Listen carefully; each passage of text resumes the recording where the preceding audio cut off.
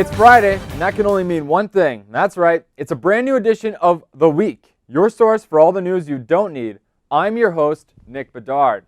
The temperature is getting cold here in Beijing, so it's only right that we begin our broadcast with news from West Serbia, where it's very cold. The city of Barnaul polled their citizens for the upcoming mayoral election, and guess what? The people have spoken. Barsik the cat leads the way with 91.2% of the votes. If you think Barsik the cat is a strange name, it's probably because Barsik is a cat.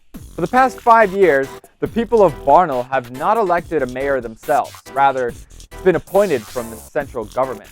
And after their previous mayor resigned due to a massive corruption scheme, the people of Barnaul want the nice image of Barsik the cat to represent the future head of the city.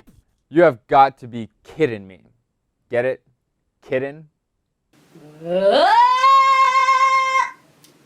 On to our next story, where women's tennis superstar Serena Williams hosted her own 5K marathon in Miami, Florida. Williams was named Sportsman of the Year by Sports Illustrated magazine, so completing a 5K marathon shouldn't be a problem, right? Wrong. In the middle of the marathon, Williams was seen catching a taxi that would eventually take her directly to the finish line. You have got to credit Williams for two things. One, that she cheated in her own marathon. That's brave. Two, with the popularity of Uber, Williams still elects to take a regular taxi cab. Good for you, Serena. Good for you. And finally, as we here at The Week focus on bringing you all the news you don't need, here's news that's old news but keeps coming back as news because it's awesome news. A man was driving his car in Wuhan, a city in China, when he suddenly saw an old Chinese guy walking along the side of the road waiting for his car to approach. As the car got closer, the man acted even more bizarre. Finally, the driver realized that this is no man, but an old Chinese grandma who was planning a fake road accident, aka a punsar.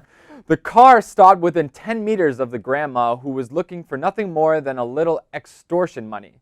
When the accident never took place, it caused an awkward series of events with both the driver and the disgruntled grandma staring back and forth at each other. This happens all of the time in China because as the victim, you're almost guaranteed money, and as the driver, you would rather pay the victim $20 than going through police and insurance companies who almost always side with the poor old grandma. These grandmas really need to stay off the streets and stay in parks where their dance routines are always welcome. Well, that's all we have for this week. I'm Nick Bedard saying so long and have a great weekend.